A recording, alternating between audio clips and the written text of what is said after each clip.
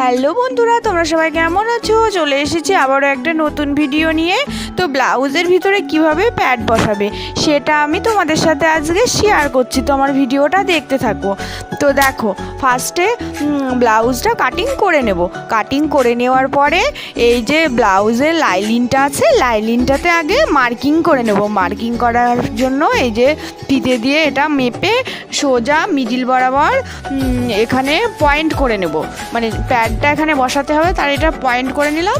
আর এই যে এই দুপাশে এইভাবে টেকিং দেওয়ার জন্য দাগ করে নিলাম। তো ফার্স্টে আমি প্যাডটা বসিয়ে দেখে নিচ্ছি।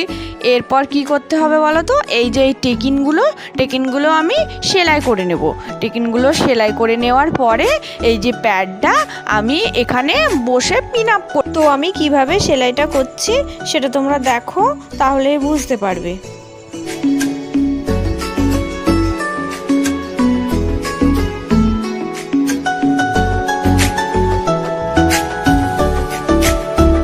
দেখো, পিন আপ করার পর কত সুন্দর সেট হয়ে গেছে।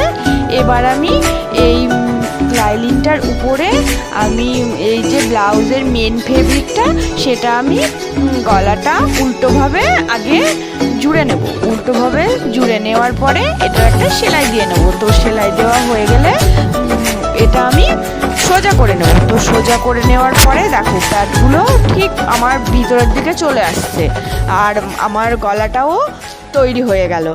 তো তার জন্য আমি এটা সুন্দর করে সেট করে নিচ্ছি। তো সেট করে নেওয়ার পর দেখো, এই যে মিডিলের আমি যে টেকিনটা দিয়েছিলাম, তো এই টেকিনটা বরাবর ওপর দিয়ে আরেকটা সেলাই দিয়ে দিতে হবে। এই সেলাইটা দিয়ে দিলে প্যাডটা বেশ সুন্দরভাবে সেটিং হয়ে থাকবে, আর কোনো সমস্যাই হবে না। তো কেমন করে আমি সেট করছি সেটা দেখতে থাকো। তো এভাবে যদি তোমরা প্যাডটা বসিয়ে নিতে পারো তাহলে খুব সুন্দর সেটও হয়ে যাবে, দেখতেও খুব ভালো লাগবে, আর একদম সহজ নিয়মেই হয়ে যাবে। অন্যরকমভাবেও বসানো যায়, বাট এটা একদম সহজ নিয়ম, তাই আমি তোমাদের সাথে এটা শেয়ার করলাম। তো দেখো, পুরো ব্লাউজটা রেডি হওয়ার পর কেমন লাগছে। তো আমার ভিডিও যদি তোমাদের সবার ভালো লাগে তো তোমরা আমার চ্যানেলটা প্লিজ সাবস্ক্রাইব করে দিও, আর সবাই অনেক অনেক ভালো থেকো।